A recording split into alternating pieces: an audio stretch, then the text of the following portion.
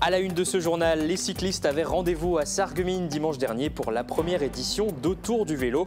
Compétition, ateliers pratiques et découvertes touristiques ont rythmé cette journée organisée par la Casque. L'objectif était de promouvoir les différents usages du vélo sur le territoire qui ne compte pas moins de 270 km de pistes cyclables. Rémeulfin a reçu la visite du sous-préfet. La commune a acheté une friche de 2 hectares à la SNCF afin d'y faire construire un immeuble de 8 logements inclusifs pour adultes autistes. Elle envisage également de faire bâtir des résidences seniors sur un autre site.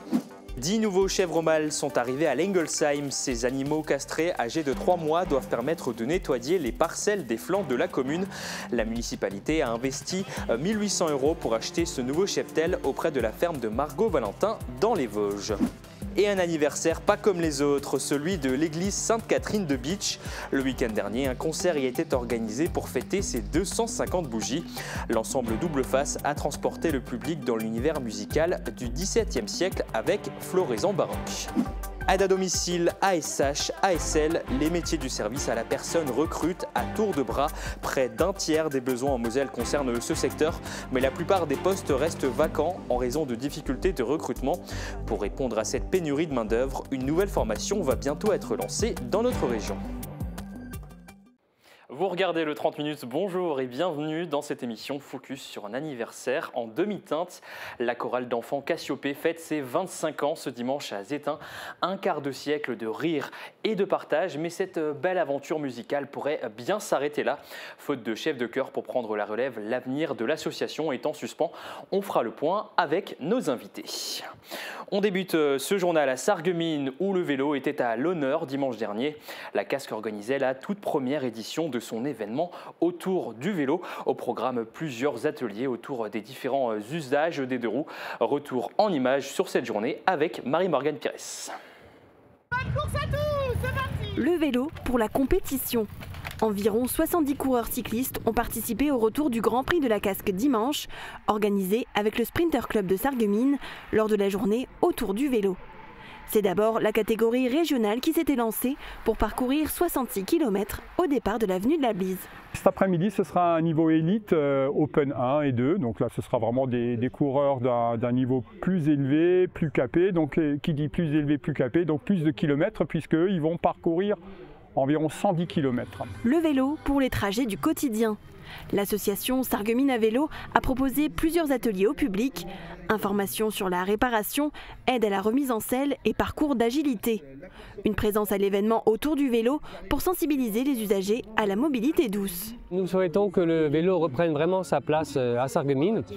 Aujourd'hui, pour l'instant, la ville n'est pas tellement adaptée à la pratique du vélo. Il y a beaucoup d'espace public qui est réservé exclusivement à la voiture. Et nous sommes de plus en plus nombreux à ne pas vouloir prendre toujours la voiture pour faire les déplacements du quotidien, mais au contraire vouloir prendre plutôt le vélo. Le public pouvait aussi en profiter pour tester des vélos, pour le moins originaux. C'était assez incroyable, mais finalement j'ai réussi un petit peu à swinger, donc, mais il faut un certain équilibre quand même. Le vélo pour le tourisme. La communauté d'agglomération de Sarreguemines compte 270 km de pistes cyclables. L'office de tourisme était présent pour informer le public sur les différents parcours possibles et aussi sur la location de vélos, dont une nouveauté. Le cargo qui est un vélo électrique aussi, et on peut mettre 2 enfants à l'avant. Mais je le conseillerais plus à des gens qui ont de la force et qui ont l'habitude de le manipuler et de le manœuvrer. Ce n'est pas toujours très évident au départ, il faut s'entraîner un petit peu avant. Cette première édition de Autour du vélo était proposée par la Casque avec les associations locales pour promouvoir les différents usages du vélo sur le territoire. On troque le vélo pour le bateau, c'est le grand jour pour la mise à l'eau d'Emeraude, le dernier joyau de la société Bottom. Construit en 7 mois dans ses ateliers de Sarreguemines, ce catamaran de luxe de 44 tonnes a été transporté hier par convoi exceptionnel jusqu'à Frouard, près de Nancy. Le bateau est prêt à naviguer, il prendra le large pour la première fois cet après-midi. Son propriétaire, le directeur de Bottom, Guy Zins, s'apprête à entamer une tournée de présentation. Emeraude larguera d'abord les amarres à Metz pendant une semaine avant d'être exposé au salon nautique de Bassam près de Thionville, puis de rejoindre les cours d'eau allemands. Direction Rémelfin à présent, où 2 projets de logement d'envergure sont dans les tiroirs. Ils ont été présentés la semaine dernière au sous-préfet Wassim Kamel qui a assuré la commune de son soutien. Le point avec Thibaut Desmerlet. Ces terrains derrière la maison des arts et de la culture de Rémelfin ne seront bientôt plus des friches. La commune souhaite construire 2 bâtiments. Des projets portés à l'attention du sous-préfet de l'arrondissement de Sarreguemines, Wassim Kamel, lors de sa visite. L'équipe municipale a acheté 2 hectares à la SNCF pour y construire un immeuble de 8 appartements. Des logements inclusifs destinés aux adultes autistes. Ce projet devrait démarrer, voir le jour au 2e semestre de cette année et nous sommes très fiers. Comme vous le savez, nous avons un CESAD pour enfants autistes, nous avons un SAMSA, un GEM pour adultes autistes. Donc on aura une offre complète sur le territoire de Rémelfin pour les adultes autistes. Le second projet sera situé juste à côté. La commune souhaite construire une résidence senior. Les habitants seront bientôt consultés pour savoir qui serait intéressé pour une potentielle installation. Nous avons un beau projet. Nous avons du terrain, un terrain plat, mais il faut encore mettre toute cette partition en musique. Ça sera pour le second semestre où on va réunir les habitants du village, on va créer des groupes de travail pour voir vraiment, pour coller aux envies des habitants du village. Le représentant de l'État a affirmé son soutien. C'est important d'aider les communes de la dimension de Rémelfin, les communes rurales qui travaillent avec pas nécessairement beaucoup de moyens, mais qui se projettent pour appliquer des politiques publiques prioritaires. Ces communes auront le soutien de l'État dans l'accompagnement, aussi bien en ingénierie que financier. Le sous-préfet a eu l'occasion de voir plusieurs parties du village, de visiter la maison des arts et de la culture, de partir à la rencontre des producteurs du marché paysan hebdomadaire et d'échanger avec une partie de l'équipe municipale. Il est enfin là, le panneau en céramique Cléopâtre a été livré en 3 morceaux la semaine dernière au Moulin de la Blise à Sarreguemines. Composé de 80 carreaux, ce chef-d'œuvre de la faïencerie de Sarreguemines daté de 1880 sera restauré du 17 au 24 juillet. Il rejoindra ensuite de façon permanente le musée de la faïencerie. Vous pourrez le découvrir pour la toute première fois lors des journées du patrimoine les 20 et 21 septembre. 2 collectes de dons sont toujours en cours pour financer son achat et sa restauration. Autre arrivée attendue, mais cette fois dans les prés. Le mois dernier, l'Engelsheim a accueilli 10 nouveaux chèvres mâles, un renfort bienvenu pour poursuivre le projet d'éco-pâturage lancé en 2023 qui permet d'entretenir naturellement les parcelles de la commune. Les détails avec Emilia Zell.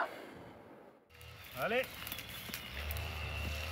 Ces chèvres lorraines se sont déjà bien acclimatées au pâturage de l'Engelsheim.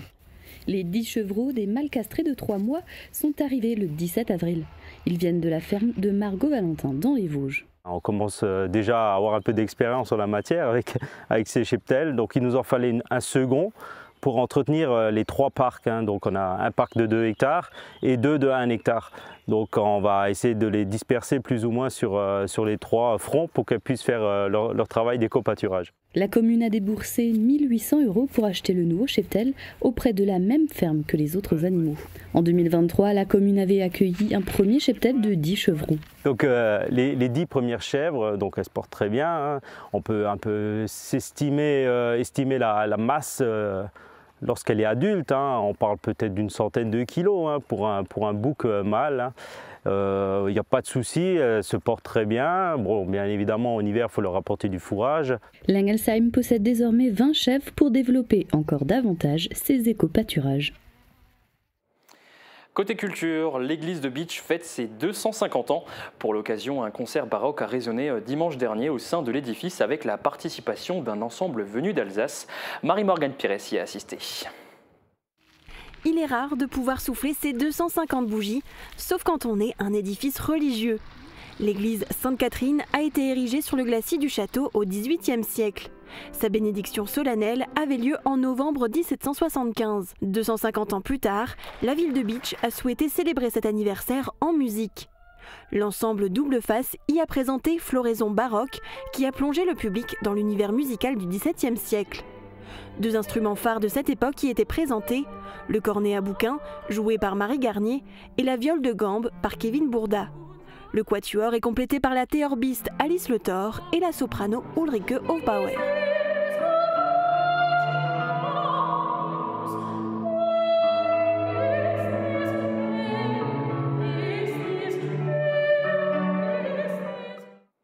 On continue à parler musique avec un autre anniversaire. La chorale d'enfants Cassiopée va célébrer ses 25 ans ce dimanche. Mais ce concert pourrait bien être le dernier. Son chef de chœur est sur le départ et malgré plusieurs mois de recherche, l'association ne parvient pas à lui trouver un successeur. Autour de la table, Amanda De Zorzi, présidente de l'association, et Steve Ealt, chef de chœur sur le départ. Bonjour à tous les deux et merci d'avoir accepté notre invitation. Amanda, 25 ans d'existence, c'est quand même pas rien. Est-ce que vous pouvez revenir dans les grandes lignes sur l'histoire de cette association et ce qu'elle représente pour le village où elle a été créée, Rémelfin? Oui, c'est une association qui a été créée à l'initiative du curé qui était là à l'époque en l'année 2000, tout simplement, qui souhaitait qu'il y ait une chorale d'enfants pour réunir un petit peu les enfants du Val-de-Sarre. Et on s'est rapidement éloigné de tout ce qui est église, puisqu'on fait plutôt des chants actuels et tout à fait profanes actuellement, plus que religieux. Et on a entre 15 et 20 choristes qui, bien entendu, changent. Ce n'est pas les mêmes qu'il y a 25 ans. Ce sont des enfants qui ont entre 6 et 18 ans et qui se réunissent tous les vendredis soirs pour partager la même passion et par-dessus tout pour passer un bon moment. Et ce quart de siècle, vous allez le célébrer comme il se doit ce dimanche à Zétain. À quoi peut-on s'attendre? Quel est le programme de ce concert? Tout à fait. Donc déjà, nous aurons les choristes de notre chorale qui vont présenter leur répertoire. On a voulu balayer un petit peu les 25 dernières années. Donc on est parti de à peu près l'année 2000 jusqu'à des chants plus récents.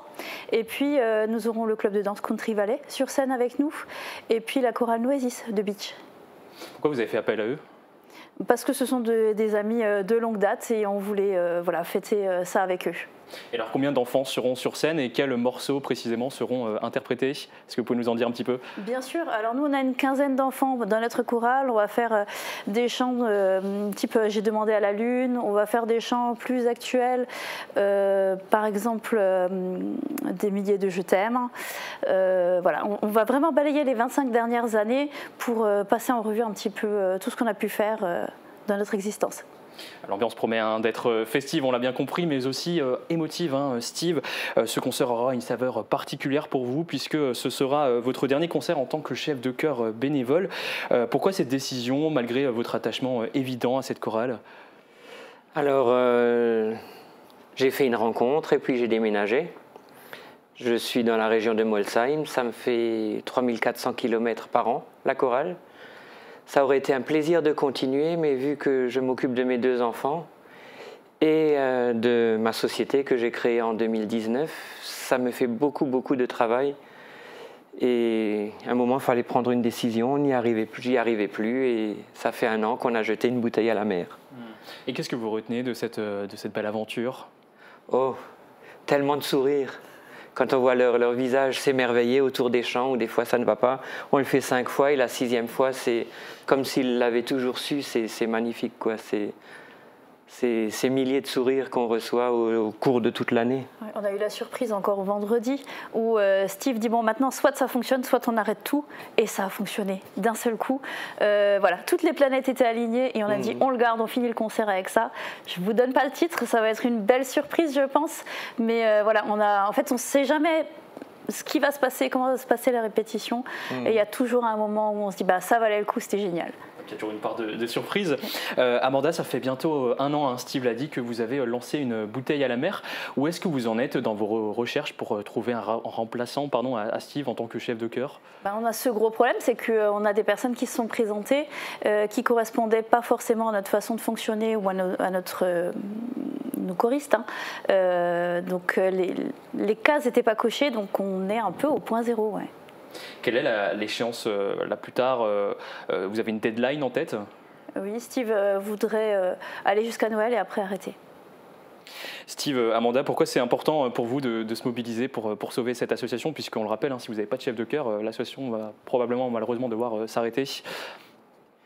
Ça fait chanter.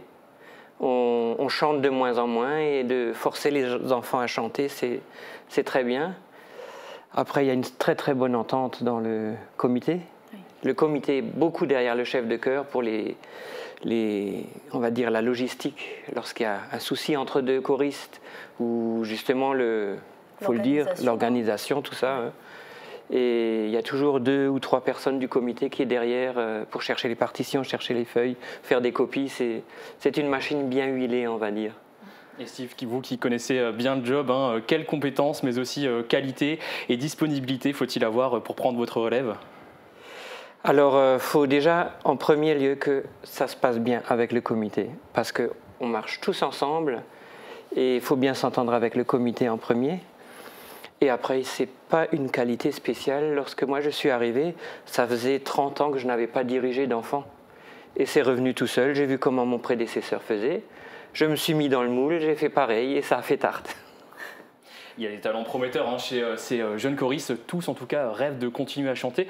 Alors s'il y a un chef de chœur qui nous regarde actuellement, comment il peut vous contacter? Ou alors un musicien passionné peut-être, je ne sais pas si ça rentre aussi dans les Alors en clous. fait, il suffit d'être musicien passionné. Nous, on est prêt à payer une formation de chef de chœur, il n'y a aucun problème. Il faut avoir un bon contact avec les enfants. Et puis Steve le disait, s'entendre avec le comité. Il suffit de me passer un petit coup de fil, on va afficher mon numéro. Ouais. Et puis je répondrai. C'est quoi votre numéro? Le 06 30 99 27 79. Et je tiens à rappeler que c'est une activité qui est entièrement bénévole. Donc malheureusement, on n'a pas les moyens de payer la personne qui se présentera. On leur souhaite en tout cas de tout cœur de croiser votre route et on vous souhaite, on croise les doigts pour que cette belle aventure musicale puisse continuer. Merci à tous les deux. Le concert des 25 ans, c'est donc ce dimanche 11 mai à 14h30 à la salle communale de Zétain. L'entrée est libre et l'ambiance promet d'être au rendez-vous. Espérons que le soleil soit aussi de la partie. En attendant, je propose de jeter un coup d'œil à la météo de demain. Couverture et zinguerie, une toiture Moder Habitat apporte sécurité, protection et pérennité par tous les temps. Radio Studio 1, 105.8. Toute l'énergie du 80 pop rock, toute l'info locale et encore plus. À Beach, à Sarreguemines et partout où vous êtes.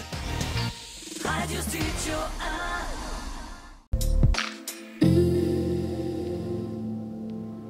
Bonjour tout le monde, la journée de demain débutera sous un généreux soleil mais quelques nuages seront présents dans l'après-midi. Mais rassurez-vous, aucune pluie n'est au programme. Côté température, les minimales iront de 6 à 7 degrés et les maximales de 15 à 16 degrés. Demain nous fêtons les Giselles et il fera jour de 5h59 à 20h56. Passez tous une belle journée et à demain.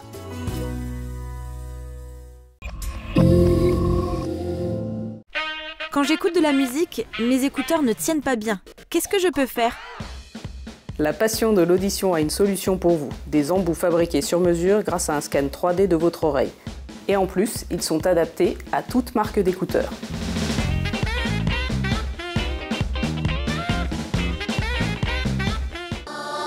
Pour fêter ses 25 ans, la chorale Cassiopée vous propose un grand concert. Rendez-vous dimanche 11 mai à 14h30 à la salle communale de Zétain. L'entrée est libre. Besoin d'évasion, de découverte, d'échange ? L'Université populaire Sarreguemines Confluence, espace de culture ouvert à tous, vous accueille à ses cours, ateliers, conférences et sorties. Renseignements sur notre site upsc-asso.fr. Une nouvelle aventure en immersion vous attend cette semaine. Je vais à la rencontre de Jocelyne Santoro, aide à domicile. On va la suivre dans son quotidien. Et comme là, j'ai une dame, elle me dit « Je déjeune, mais si tu bois le café avec moi ». Donc là, je suis obligée de m'asseoir 5 minutes, sinon elle me dit « Sinon, je ne mange pas. Hein. » Ah oui. Je dis « Non, je m'assois. » Je dis « D'accord. » Comme j'ai dit, on est aide à domicile, c'est vraiment pour aider les personnes qui n'ont personne à côté. Voilà, c'est pour eux. Donc, si j'avais pas envie de le faire, ben, je le ferais pas.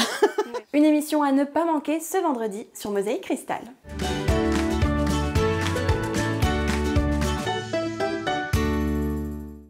Préparez-vous pour une nouvelle aventure de Hopla. Cette semaine, direction la forêt des défis à Beach. Ce parc aventure est niché en pleine forêt, à côté de l'étang de Hazelfurt. Il s'étend sur une superficie de 8 hectares. À sa création en 2004, le parc s'appelait initialement Tepacap et proposait de l'acrobranche. 20 ans après, il a bien évolué et propose de nombreuses autres activités. Prenons un grand bol d'air ensemble. Nous partirons également à la rencontre de ceux et celles qui font vivre notre belle région. Ne manquez pas ce rendez-vous ce mercredi sur Mosaïque Cristal.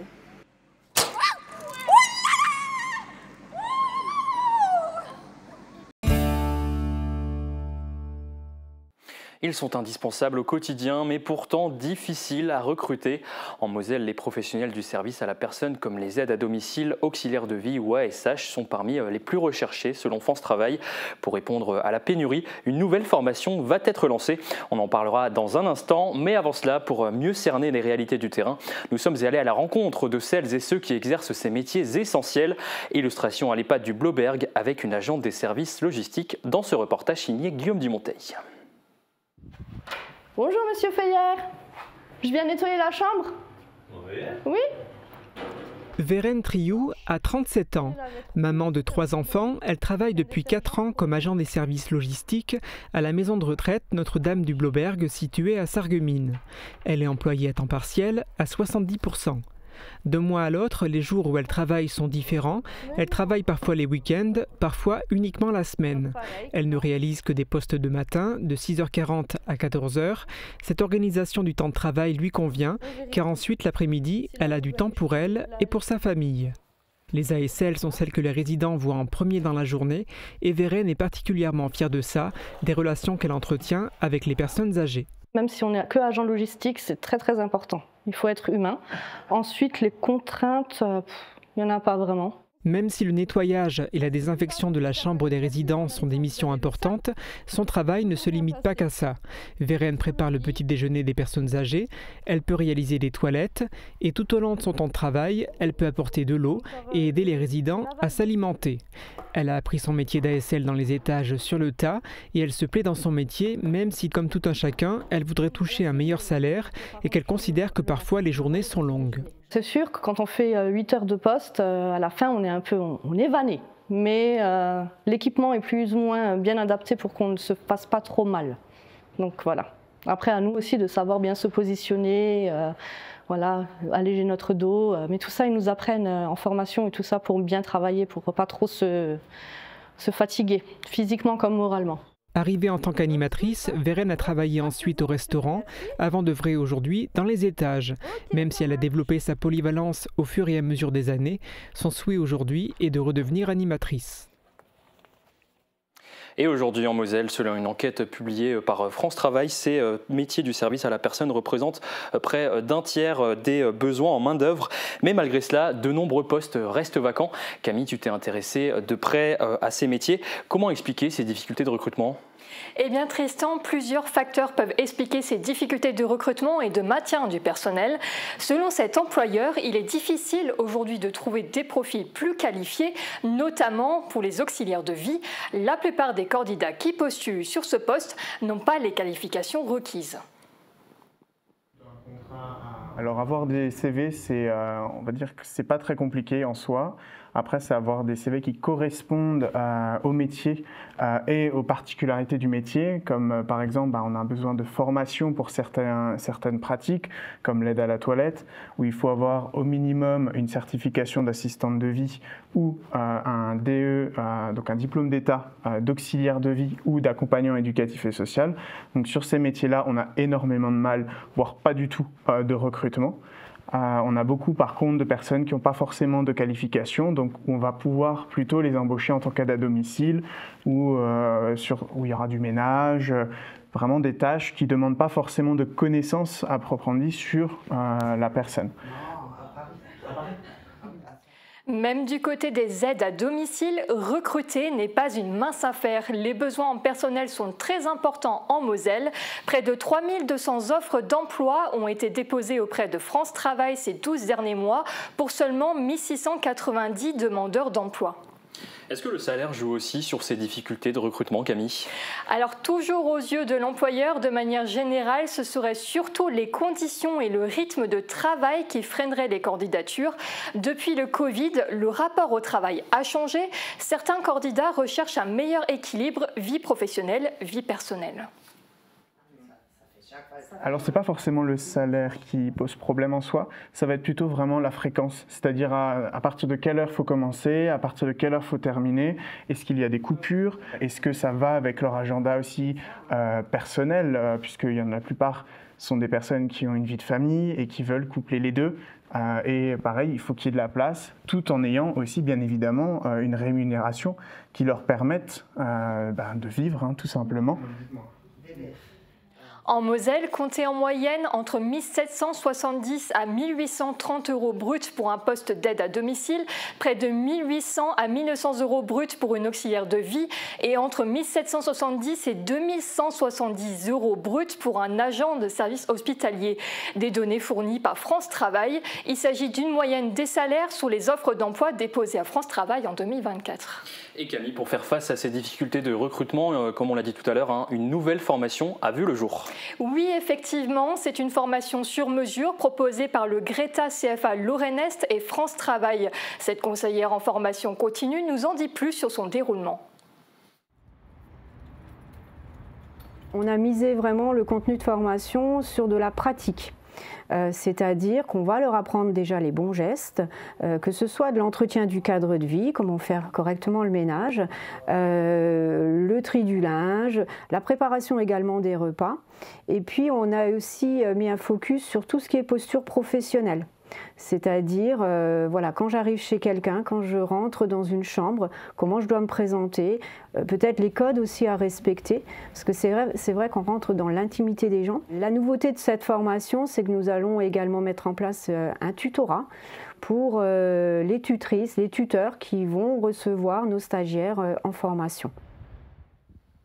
C'était l'une des stagiaires à cette première session de formation, donc Jennifer. Elle a d'abord connu le métier d'agent de service hospitalier en EHPAD et s'est spécialisée dans l'aide à domicile. Elle nous donne son ressenti sur cette formation.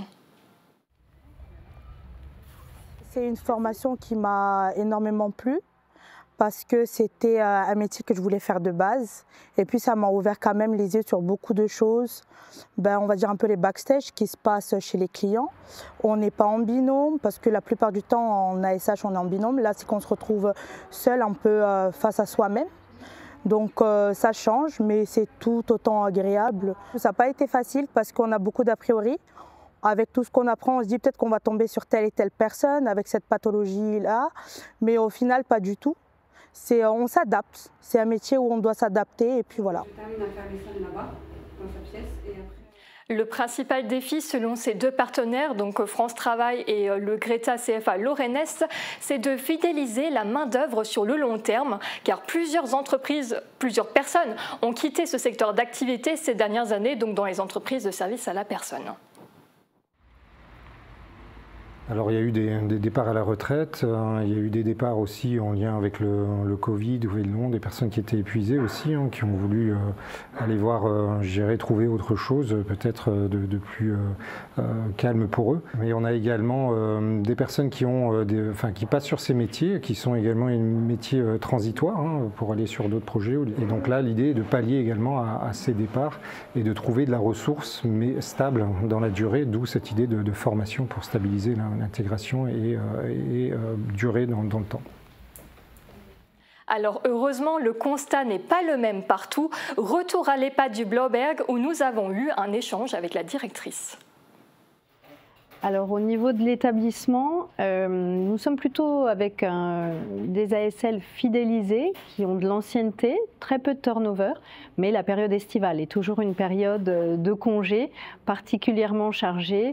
Nous avons la chance au niveau de la Fondation Vincent Toile d'avoir un grand vivier de stagiaires, de tutorer aussi beaucoup de nouvelles entrantes, donc on arrive à fidéliser et à avoir d'anciennes stagiaires qui reviennent, d'enfants de salariés aussi qui s'inscrivent pour la période estivale. Donc c'est dans ce vivier-là et cette présence dans les écoles qui fait qu'on arrive à avoir une souplesse pour l'été. Et vu le vieillissement de la population française, les besoins en personnel pourraient encore s'accroître selon France Travail. Pour celles et ceux intéressés par ces métiers, vous pouvez d'ores et déjà vous adresser auprès du Greta CFA Lorraine Est. La prochaine session de formation doit débuter le 12 mai prochain. Merci beaucoup Camille pour toutes ces explications. Restez avec nous sur Mosaïque Cristal. Dans un instant, un nouveau point sur l'actualité.